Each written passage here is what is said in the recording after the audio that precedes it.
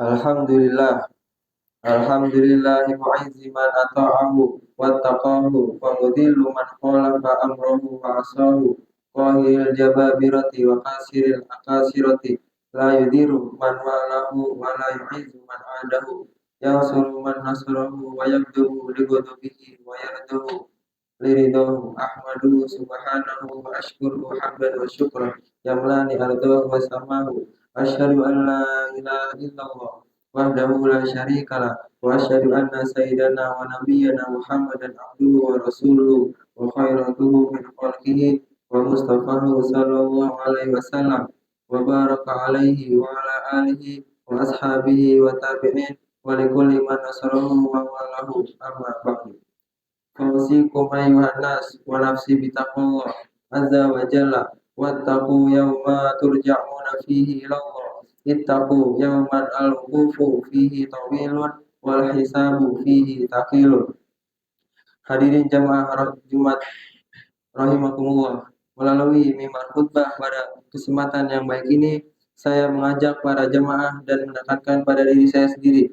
Marilah kita selalu berusaha meningkatkan iman dan takwa kepada Allah Subhanahu wa taala dengan menjalankan segala perintah dan menjauhi segala larangannya. Juga melaksanakan yang disunahkan. Sebisa mungkin kita tinggalkan yang dimakruhkan dan hal-hal yang tidak ada gunanya. Tidak kita daya fungsikan segala anugerah Allah Subhanahu wa taala sesuai dengan ketentuan yang telah digariskan demi untuk mendapatkan keridhoannya. Mudah-mudahan dengan begitu kita menjadi hamba Allah yang beruntung, bahagia di dunia maupun di akhirat. Hadirin jamaah salat Jumat rahimakumullah, berdirinya khatib di sini akan menyampaikan tentang harta duniawi dalam pandangan Islam. Manusia selama masih hidup tentu membutuhkan makan, minum, pakaian, tempat tinggal, dan lain sebagainya, baik yang bersifat primer maupun sekunder. Ini merupakan fakta dan realitas dalam kehidupan manusia. Di sisi lain, manusia sebagai makhluk Allah yang paling mulia di antara makhluk-makhluk lainnya. Tentu, dalam mewujudkan semua itu haruslah ditempuh dengan cara-cara yang bermoral, dengan motivasi ibadah untuk mencapai keridhaan Allah Subhanahu wa taala. Sebagaimana yang diajarkan agama, tidak laksana binatang yang tidak berakal dan tidak terikat dengan hukum syariat. Setiap muslim harus berpegang pada ketentuan dan aturan syariat yang telah ditetapkan oleh Allah dalam usahanya untuk mencapai tujuan-tujuan hidupnya yang diridhoi Allah Subhanahu wa taala.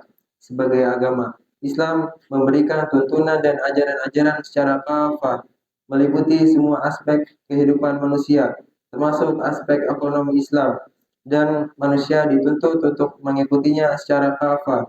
Bukankah manusia diciptakan Allah hanyalah untuk beribadah kepadanya, maka segala amal perbuatannya tidak tanduk dan laku lampahnya, serta segala aktivitas kehidupannya, termasuk kegiatan-kegiatan dalam usahanya untuk mencari rezeki di bidang ekonomi, haruslah sesuai dengan kehendak dan ketentuan-ketentuan yang telah ditetapkan dalam syariat Islam.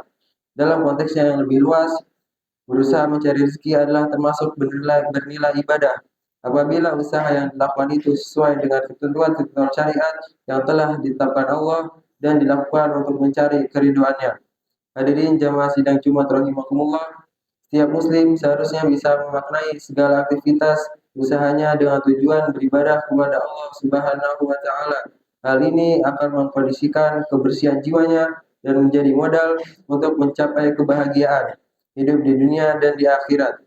Ada beberapa hal penting untuk diketahui dari ajaran Islam yang berkaitan dengan persoalan harta duniawi.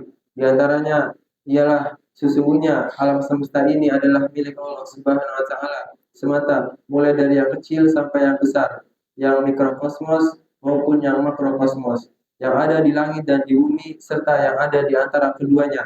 Dalam hal ini secara tegas Allah menyatakan dalam firman-Nya, A'udzubillahi minasyaitonirrajim. Walillahi mulkus samawati wal ardi wa ma bainahuma wa ilaihil masir. Yang artinya, dan kepunyaan Allah lah kerajaan langit dan bumi serta apa yang ada antara keduanya, dan kepada Allah lah kepadanya segala sesuatu. Quran surat Al-Maidah ayat 18.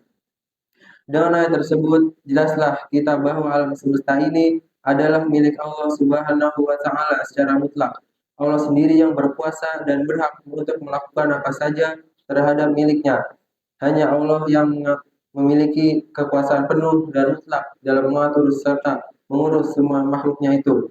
Allah SWT juga berfirman, A'udzubillahi minasyaitonirrajim. Qul ud'ul ladzina za'amtum min dunillahi la yamlikuna mithqala dzarratin fis samawati wala fil ard wa ma lahum fihi ma min syirkin wa ma lahum minhum min dhahir.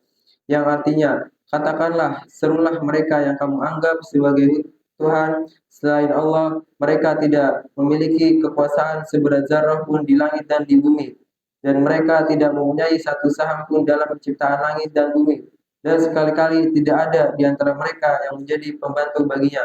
Quran Surat Saba ayat 22.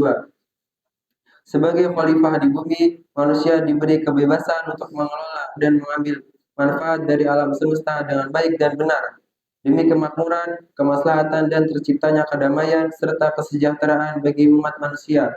Firman Allah Subhanahu wa taala, A'udzubillahi minasyaitonirrajim. Summa ja'alnakum khala'ifa fil ardi min ba'dihim linanzura kaifa ta'malun. Yang artinya, kemudian kami ciptakan kamu pengganti-pengganti mereka di muka bumi sesudah mereka, supaya kami memperhatikan bagaimana kamu berbuat. Quran Surat Yusuf ayat 14. Allah SWT juga berfirman, Alam tara anna Allah sakhkhara lakum ma fis samawati wa ma fil ard wasbaghu 'alaikum ni'amahu dzahiratan wa batinah.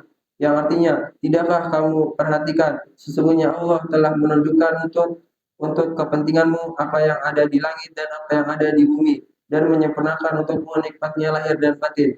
Quran Surat Luqman ayat 20. Hadirin jamaah sholat Jumat rahimakumullah, harta benda dan kekayaan di dunia yang dimiliki dan dimanfaatkan manusia itu pada hakikatnya adalah milik Allah Subhanahu wa taala. Kepemilikan manusia terhadap harta benda itu hanyalah bersifat pemanfaatan. Dia bisa saja mengumpulkan dan menyimpan harta benda itu sebanyak-banyaknya, tetapi sebagai pemilik mutlak dari semua itu adalah milik Allah Subhanahu wa taala semata, dan dia bisa berbuat apa saja, mencabut kembali terhadap harta benda, pangkat, dan jabatan yang disandangnya menurut kehendaknya kapanpun bila ia menghendaki, bahkan bisa jadi hanya dalam waktu sekejap saja. Allah SWT berfirman, hatta idza aqadatil ardu zukhrufaha wa zayyanat wa dhanna ahluha annahum qadiruna 'alaiha ataha amruna laylan aw naharan faja'alnaha hasidan ka'allam tadna bil ams kadzalika nufassilul ayati liqaumin yatafakkarun. Yang artinya, hingga apabila bumi itu telah sempurna keindahannya dan memakai pula perhiasannya, dan pemilik-pemiliknya mengira bahwa mereka pasti menguasainya, tiba-tiba datanglah kepadanya azab kami di waktu malam dan siang. Lalu kami jadikan tanaman-tanamannya laksana tanaman yang sudah disabit, seakan-akan belum pernah tumbuh kemarin. Demikianlah kami menjelaskan tanda-tanda kekuasaan kami kepada orang-orang yang berfikir. Quran Surat Yunus ayat 24. Pada hakikatnya, pemilik semua itu secara mutlak adalah milik Allah Subhanahu wa taala. Kepemilikan manusia terhadap harta benda itu hanyalah bersifat kiasan, namun